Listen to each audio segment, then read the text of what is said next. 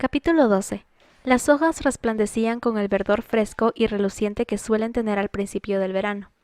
Desde su mesita en la placita de ladrillo rojo, Sandra e Hipócrates podían contemplar las brillantes hojas, iluminadas por el sol, y observar a los pájaros saltar de rama en rama, entre sus viajes al suelo, buscando migajas de pan o sobras de papitas fritas. Este sitio del planter era el favorito de Sandra. Todo se veía aquí muy pacífico, casi alejado del mundo de peleas, preguntas y disputas que habían en casa. Hipócrates disfrutaba observando a las golondrinas peleándose los pedacitos de pan que les tiraban sobre los ladrillos. Me encanta la manera en que el universo entero encaja, dijo él. Ese árbol crece allí y nos da sombra. Nosotros nos sentamos aquí y le damos de comer a los pájaros que viven en ese árbol. Todo encaja. Sandra quedó fascinada por el concepto. Por encima parecía ser algo muy simple, casi demasiado infantil, pero una parte de ella estaba bastante sedienta de esa clase de paz. ¿Qué ocurre cuando el universo no encaja?, preguntó ella. Hipócrates sonrió.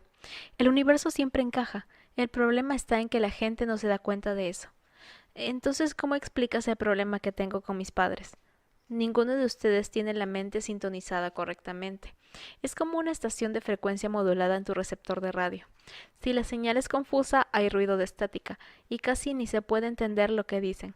No le eches la culpa a la estación de radio, sino que sintonizas bien la estación de radio. Sandra, el universo es perfecto, es unificado, es armonioso. La paz, la unidad, el sentido de algo completo está allí realmente, y todos nosotros somos parte de este universo. Somos hechos del mismo material, de modo que no hay razón por la cual no debamos encajar en el esquema total de las cosas. Si no encajamos en algún punto, dimos una vuelta equivocada. No hallamos o nos hallamos lejos de la verdadera realidad. Vaya, creo que así es, musitó Sandra. Pero eso es lo que me enoja. Mis padres y yo supuestamente somos cristianos, y sin duda debemos amarnos unos a otros y vivir cerca de Dios en todo. Pero todo lo que hacemos es pelear en cuanto a quién tiene la razón y quién está equivocado. Hipócrates se rió y asintió con la cabeza. Lo sé, yo también he pasado por eso. Está bien, entonces, ¿cómo lo resolviste? Pude resolverlo por mí mismo. No puedo cambiar la manera de pensar de otras personas, solamente la mía propia. Es algo un poco difícil de explicar, pero si estás bien sintonizada con el universo, unas cuantas pequeñeces en él no están sintonizadas, no te van a molestar mucho. Eso es nada más que una ilusión en tu mente. De todas maneras, una vez que dejas de dar oídos a las mentiras que tu mente te dice, verás claramente que Dios es suficientemente grande para todos y en todos. Nadie puede ponerlo en un frasco y guardarlo por entero por sí mismo, de acuerdo a sus propios caprichos o ideas. Quisiera en realidad poder encontrarme con él. Hipócrates la miró de manera comprensiva y le tocó la mano. No es difícil hallarlo, todos somos parte de él. ¿Qué quieres decir?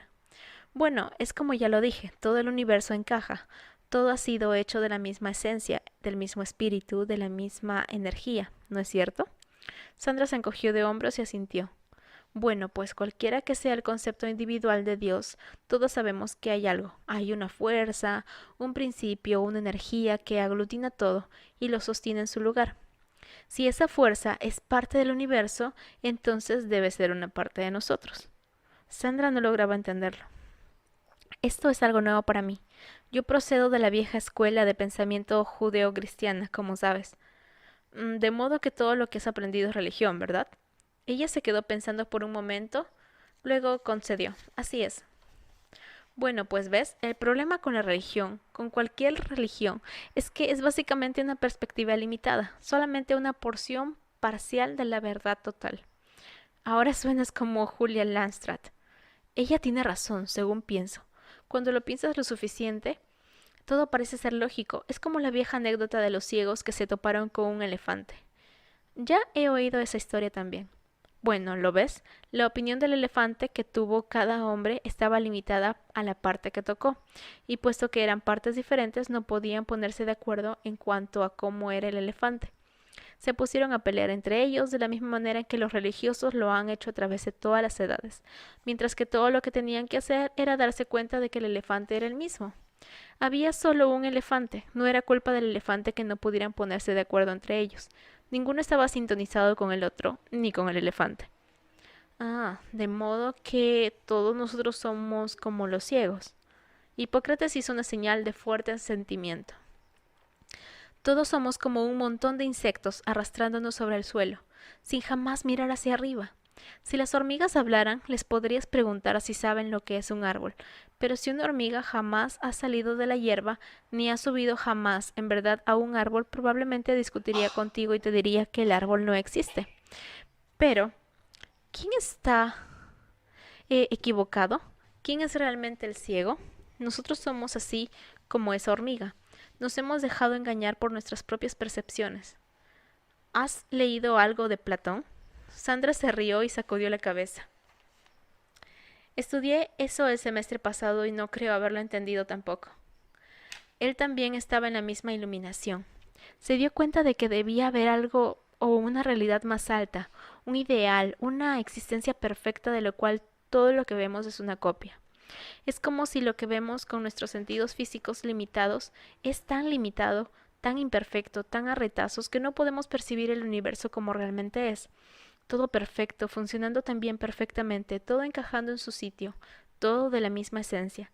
Hasta se puede decir que la realidad que nosotros conocemos es solamente una ilusión, un truco de nuestro ego, en nuestra mente, de nuestros deseos egoístas. Wow, todo eso me suena demasiado ajeno a mí. Pero es grandioso una vez que te metes de lleno en ello. Da respuestas a un sinfín de preguntas y resuelve un montón de problemas. Ya veo, si es que alguna vez logras meterte en eso. Hipócrates se inclinó un poco hacia adelante. Uno no se mete en ello, Sandra. Ya está en ti. Piénsalo por un minuto. Yo no siento nada en mí. ¿Y por qué no? Adivina. Ella dio la vuelta con sus dedos a una perilla imaginaria de radio. ¿Porque no estoy sintonizada? Hipócrates se rió alegremente. Correcto, correcto. Escucha, el universo nunca cambia, pero nosotros sí podemos cambiar. Si es que no estamos alineados, si no estamos sintonizados, somos nosotros los ciegos, los que estamos viviendo una ilusión. Vamos, si tu vida es una confusión, es realmente un asunto de cómo ves las cosas. Sandra dijo en son de burla. Vamos, no me vas a decir que todo está en mi cabeza. Hipócrates levantó las manos como una precaución.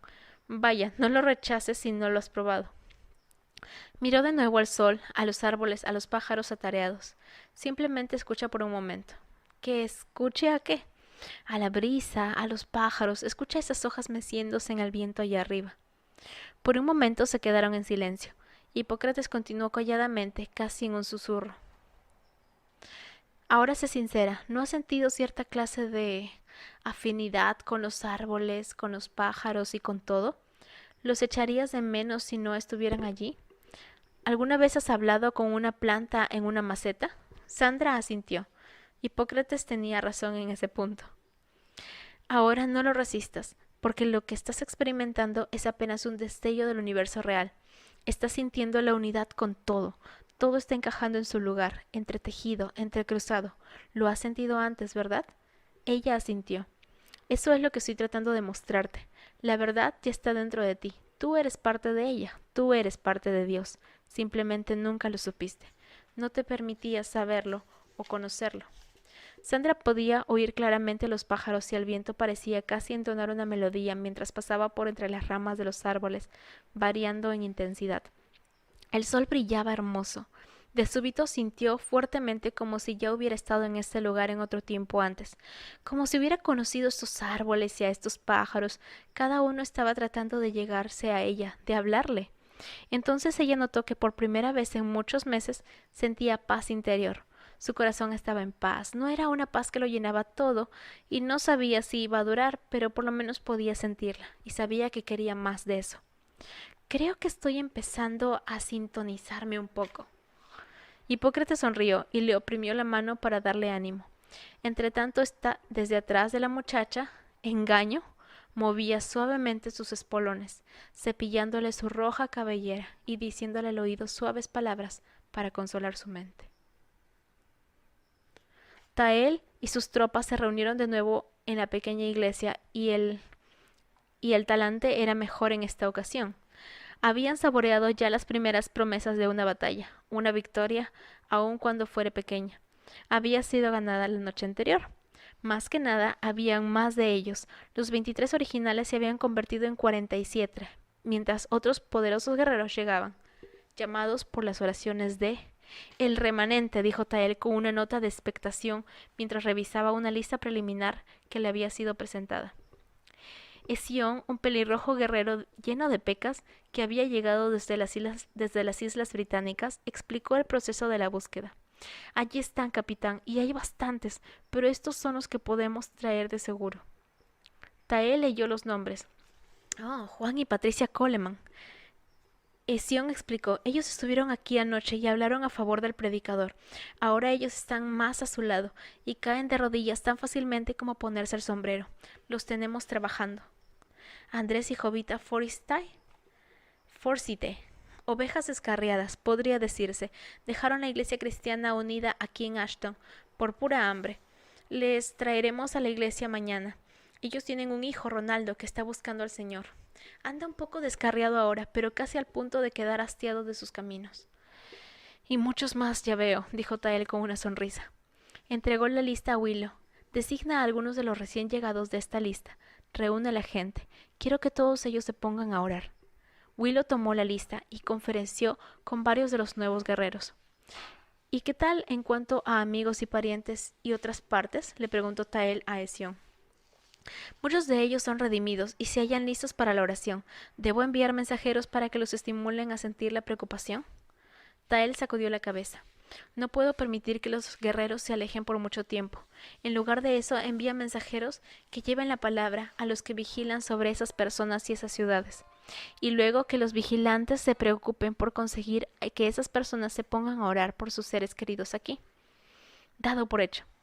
Esión se dirigió a cumplir su cometido, asignando mensajeros que de inmediato desaparecieron para cumplir su misión.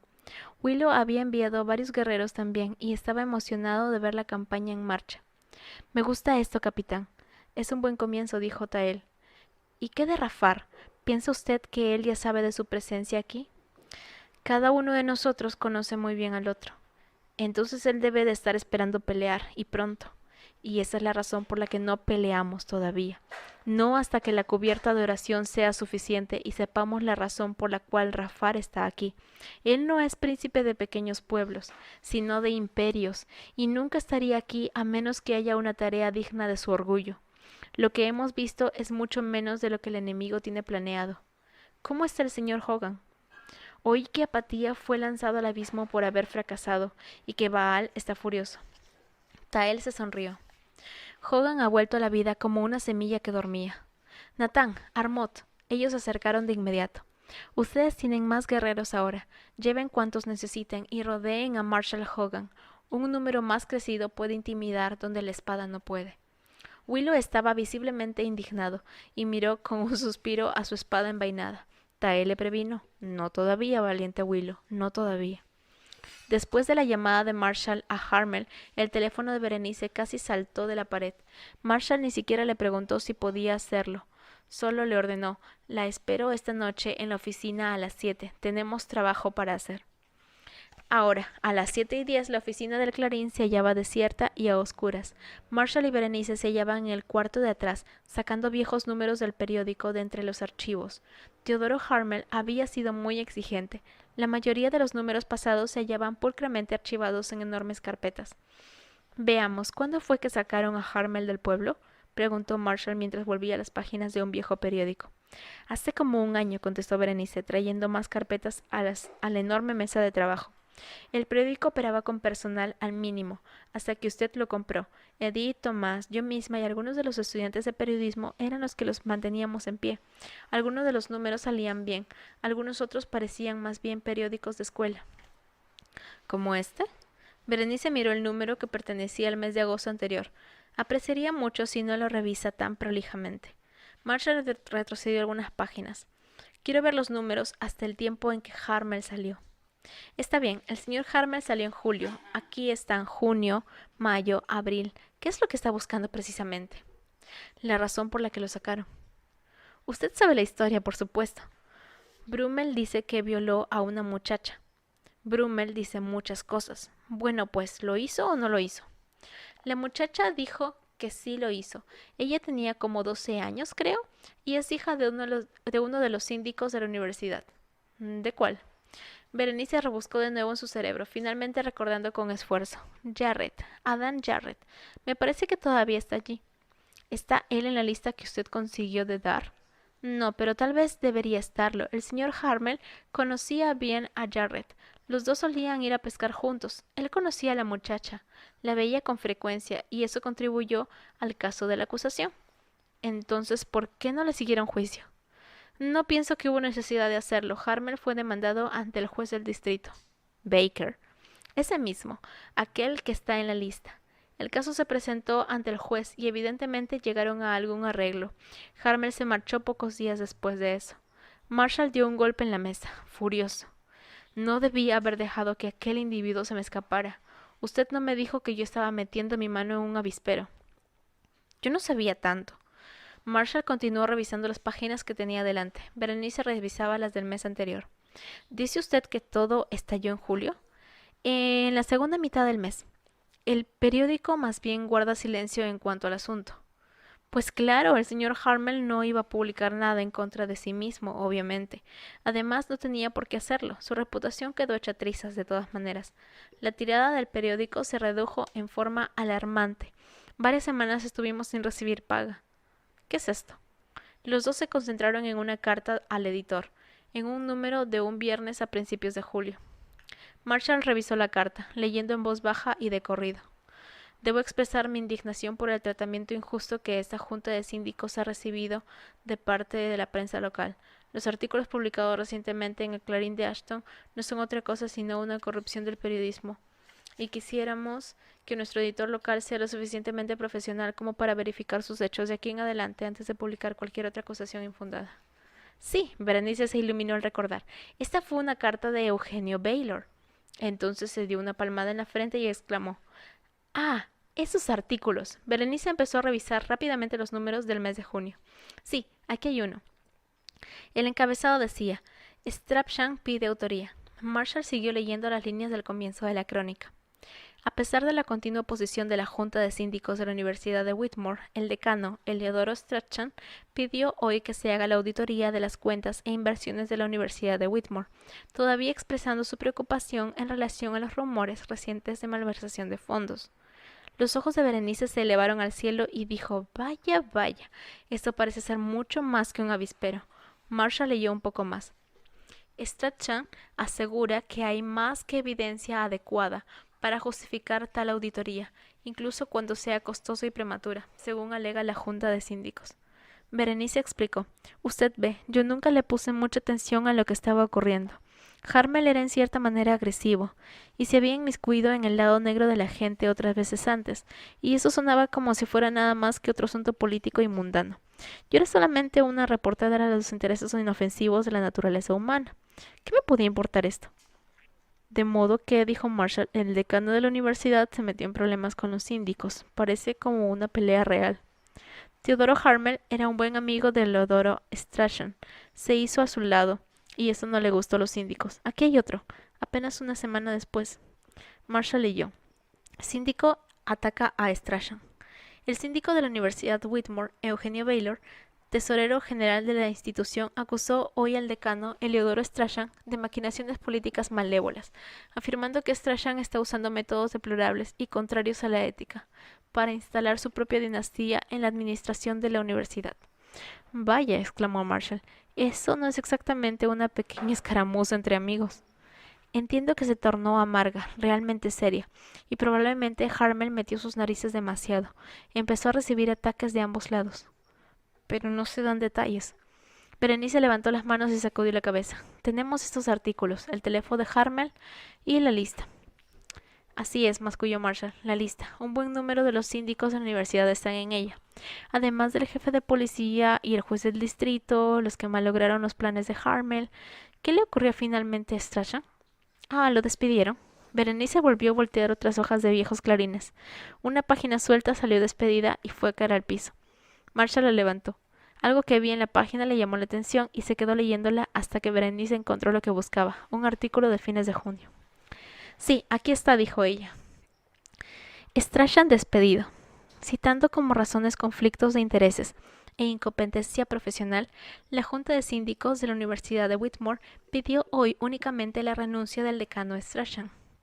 No es un artículo muy largo, comentó Marshall.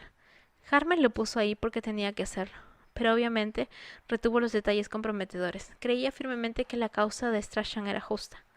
Marshall continuó revisando los periódicos. ¿Qué tenemos aquí? ¿Whitmore puede hallarse con millones en rojo?, dice Strachan. Marshall leyó el artículo con detenimiento. Un momento, está diciendo que la universidad se halla en un serio problema, pero no dice cómo es que lo sabe. Fue sabiéndose poco a poco. Nunca logramos saberlo todo antes de que Strachan y Harmer fueran silenciados. Pero millones, estaban hablando de mucho dinero aquí. Pero, ¿ve usted todas las conexiones? Así es, los síndicos, el juez, el jefe de policía, John, el controlador, y no se sabe quién más. Todos estaban conectados con Julia Landstrat y muy callados en cuanto a ello. Y no se olvide de Teodoro Harmel. Sí, él también se quedó callado. Quiero decir, realmente callado. Ese individuo está asustado hasta el tuétano, pero no fue un miembro muy leal del grupo si se puso de parte de Strachan y en contra de los síndicos. De modo que ellos lo mandaron a sacar, por así decirlo, junto con Strachan. Quizás, pero todo lo que tenemos hasta aquí es nada más que una teoría, y no es muy clara que digamos. Pero por lo menos tenemos una teoría, y mi encarcelamiento encaja en el modelo. Demasiado fácil, sin embargo, pensó Marshall en voz alta. Necesitamos comprender lo que estamos diciendo. Estamos hablando de corrupción política, abusos, dolo, apropiación de fondos. ¿Y quién sabe qué más? Mejor asegurarnos por completo. ¿Qué fue esa página que se cayó? ¿Eh? La que usted recogió. Ah, estaba fuera de su lugar. Está fechada en enero. Berenice buscó en el estante la carpeta apropiada. No quiero que los archivos se mezclen después. Hey, ¿por qué la dobla? Marshall se encogió un poco de hombros, la miró con mirada gentil y desdobló la página. Ella la tomó y la miró, y el titular decía, conclusión, muerte de la Kruger fue suicidio. Dejó la hoja rápidamente. Me figuré que usted no quería que se lo recordaran, dijo él. Ya he visto esto antes, dijo ella en forma cortante. Tengo una copia en mi casa. Yo acabo de leer el artículo. Lo sé. Ella sacó otra carpeta y la abrió sobre la mesa de trabajo. Marshall, dijo ella, usted debe mejor saberlo todo. Puede que vuelva a asomar, el caso todavía no ha quedado resuelto en mi cabeza, y es una batalla muy difícil para mí. Marshall alzó un suspiro y dijo, usted fue la que empezó esto, recuérdelo.